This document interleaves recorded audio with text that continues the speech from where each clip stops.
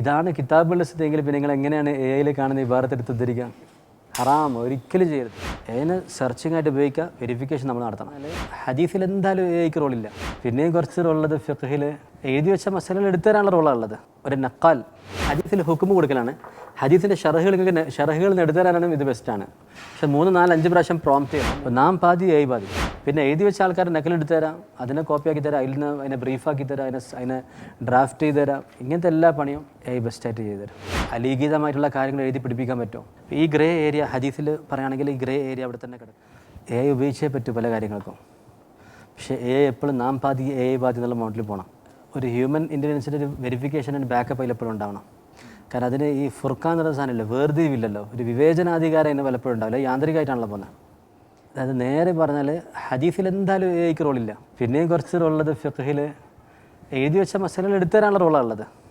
ഒരു നക്കാൽ നമ്മുടെ കിതാബുകൾ എന്നുള്ളത് ഇപ്പോൾ തപ്പി കയ്യിലെടുത്തു തരാമെന്നല്ലാതെ അതിൻ്റെ വെളിച്ചത്തിൽ ഒരു പുതിയ മസാല ഉണ്ടാക്കണമെങ്കിൽ ചില സ്ഥലങ്ങളിൽ വരുന്ന പ്രശ്നം. അതിൽ പ്രത്യേകിച്ച് ഹനഫിൽക്ക് വേഗം മനസ്സിലാവും.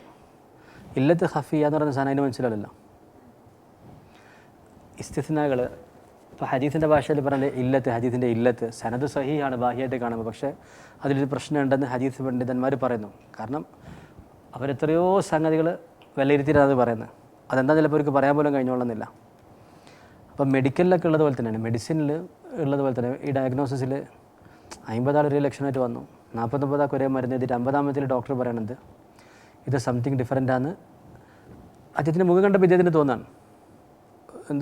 അപ്പം അതെങ്ങനെ പറയും? കുറച്ച് ക്ഷീണം അധികം ഉണ്ടെന്നോ അല്ലെങ്കിൽ അത് പറയാൻ കഴിയില്ല, ചില കാര്യങ്ങൾ പറയാൻ കഴിയില്ല.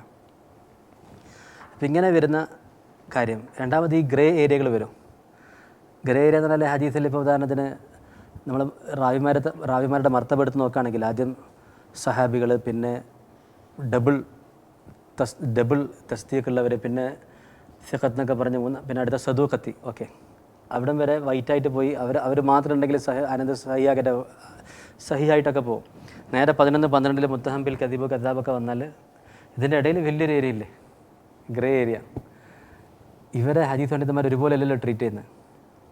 ഓർമ്മ പിശകുള്ള 10 ആൾ വന്നാൽ ഇമാം ബുഖാരി പറയാണ് ഒരാളെ തന്നെ ചിലപ്പോൾ ഒരു സ്ഥലത്ത് എടുത്തിട്ടുണ്ടാവും, വേറെ സ്ഥലത്ത് എടുത്തിട്ടുണ്ടാവില്ല.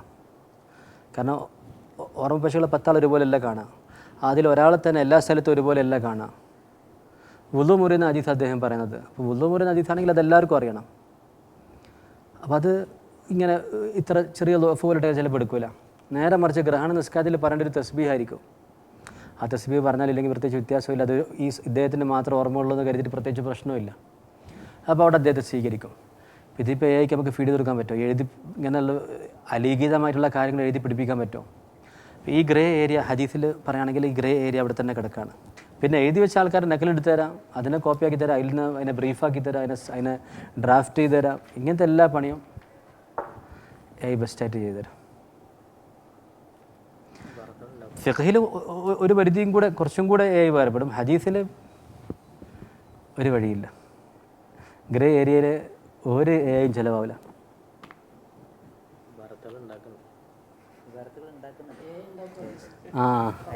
കഴിഞ്ഞ പ്രാവശ്യം ഞങ്ങളൊരു വിഷയം എങ്ങനെ നോക്കിയിട്ട് അത് ഹല്ലാവുന്നില്ല, കിതാബിലൊന്നും ഈ പറഞ്ഞിട്ടില്ല. ജസ്റ്റ് ഒന്നുണ്ടായി എഐനോട് ചോദിച്ചത്. അപ്പോൾ എ ഐ തൊഹഫയിലുണ്ട്, അതുപോലെ തന്നെ പിന്നെ ഇതെന്തായിരുന്നു റൗലൻ്റെ ഒരു ഇബാറത്തിട്ടു. എങ്ങനെ നോക്കിയിട്ടും റൗലയിലും തൊഹഫയിലും ഇബാറത്തെ കാണുന്നു. അങ്ങനെ ഉണ്ടാക്കിയ ആൾക്കാരൊക്കെ ഈ സദസ്സിൽ പറയുന്നുണ്ട്, ഇല്ലാത്ത ദിക്റുണ്ടാക്കിയവരുണ്ട്. കറക്റ്റ് അതേതാ ആ ലഹജയും കാര്യങ്ങളൊക്കെ. പക്ഷേ സഫാൻ നല്ല അനുഭവങ്ങളുടെ എഴുന്ന് എയിലെ പെയ്ഡ് വെർഷൻ മാസം ഉറങ്ങാതെ ഉപയോഗിക്കുന്ന ആൾക്കാർ. Deep search full time. നിങ്ങൾ ഇഫ്താലിൽ പഠിക്കേണ്ട കാര്യം അതാണ്. നിങ്ങൾ ഇഫ്താലിൽ പഠിക്കേണ്ട സംഗതി ഒരു കാര്യം ഏയ് പോട്ടെ, ഷാരിഹീങ്ങൾ പറയാണ് ഇത് അബൂദാവൂദിലുണ്ട് എന്ന് പറഞ്ഞാൽ നിങ്ങൾ ഒരിക്കലും അത് അബൂദാവൂദിലുണ്ടെന്ന് പറയരുത്. അബൂദാവൂദിലുണ്ടെന്ന് ഇമാം ഐനി പറഞ്ഞിരിക്കുന്നു എന്ന് പറയാം. എപ്പോഴും അതാണല്ലോ നിങ്ങൾ ബഹസിൽ അദബുൽ ബഹസിലൂടെ പഠിപ്പിക്കുന്നത്. അതിവിടെ നിന്ന് മാത്രമല്ല, PhD റിസർച്ച് വർക്കിൻ്റെ മര്യാദ അതാണ്. റിസർച്ച് നമ്മളെന്തിനാണ് പറയുന്നത്? റിസർച്ച് എന്നുള്ള വാക്ക് എന്താ സംഭവം? അതിലെത്ര വാക്കുണ്ട്? റീസേർച്ച് അല്ലേ? അപ്പോൾ അത് സെർച്ച് ചെയ്യണ്ടേ, പിന്നെ റീസേർച്ച് ചെയ്യണ്ടേ, അപ്പോൾ അതിൽ റിസർച്ച് ആവുള്ളൂ. ഇത് റിസർച്ച് എന്നിട്ട് സെർച്ച് പോലും ചെയ്യാതെ നേരെ കോപ്പി ചെയ്താൽ എന്താവും? ഇപ്പോൾ നിങ്ങൾ പേജ് നിങ്ങൾ കോപ്പി ചെയ്യുന്നത് കോപ്പി പേസ്റ്റിനാണ് റിസർച്ച് എന്ന് പറയാം. ഇത് സെർച്ച് ചെയ്ത് കണ്ടുപിടിക്കണ്ടേ, എന്നിട്ട് ആ കണ്ടുപിടിച്ചത് ശരിയാണോ ഒന്നും കൂടെ നോക്കണ്ടേ. അതാണല്ലോ തഹ്ഖീഖ് എന്ന് പറയുന്നത്. അതിൻ്റെ മുകളിൽ പോകുന്നുള്ള തഹ്ഖീഖ് എന്ന് പറയുന്നത്. അപ്പോൾ നിങ്ങൾ ഇഫ്താറിന് മിനിമം പഠിക്കേണ്ട ഒരു കാര്യം എന്ന് വെച്ചാൽ എന്താ കണ്ടത് അത് അവിടം വരെ പറയാം. ഇപ്പോൾ ബുഖാരിൻ്റെ ഒരു ഷറഹിൽ വായിക്കുകയാണ് അബൂദാവൂദിലുണ്ടെന്ന് പറഞ്ഞാൽ അബൂദാവൂദിലുണ്ടെന്ന് ഇമാം ഐനി പറഞ്ഞിരിക്കുന്നു. അത് ചിലപ്പോൾ അബൂദാവൂദ് അത് പ്രിൻറ്റിങ് മിസ്റ്റേക്ക് ആയിരിക്കും, ഇബ്നു അബി ദാവൂദിനായിരിക്കും, ചിലപ്പോൾ വേറെ എന്തെങ്കിലും ആയിരിക്കും. ഇതാണ് കിതാബുൽ ലിസ്തെങ്കിൽ പിന്നെ നിങ്ങൾ എങ്ങനെയാണ് എയിൽ കാണുന്ന ഇബാറത്ത് എടുത്ത് ഉദ്ധരിക്കുക? ഹറാം, ഒരിക്കലും ചെയ്യരുത്. അപ്പോൾ നാം പാതി എ പാതി. എനെ സെർച്ചിങ് ആയിട്ട് ഉപയോഗിക്കുക, വെരിഫിക്കേഷൻ നമ്മൾ നടത്തണം. അറബി പഠിക്കാനും അതുപോലെ തന്നെ നമ്മൾ ബേസിക് ഡ്രാഫ്റ്റിങ്ങിനൊക്കെ ഇനിയിപ്പോൾ നമ്മൾ എഴുതുന്നത് സത്യം പറഞ്ഞാൽ വൻ നഷ്ടം നമ്മളെന്ത് ഉണ്ടാക്കുന്നത്. അത്ര നല്ല വൃത്തിയിൽ ഇത് നോട്ടാക്കി തരും, ചാർട്ടാക്കി തരും, ബ്രീഫാക്കി തരും. മലയാളത്തിൽ പോരാട്ടോ, മലയാളത്തിൽ അവരിപ്പം ഡെവലപ്മെൻറ്റിന് ആൾക്കാർ അന്വേഷിച്ചുകൊണ്ടിരിക്കുന്നുണ്ട്. അവരടുത്ത് വർക്ക് ചെയ്തിട്ട് അതിൻ്റെ മലയാളം നന്നാക്കാൻ വേണ്ടി അവർ എഞ്ചിനീയറിംഗ് കോളേജിലൊക്കെ പോയിട്ട് അന്വേഷിക്കുന്നുണ്ട് എങ്ങനെ അവരെ മലയാളമൊക്കെ നന്നാക്കാൻ.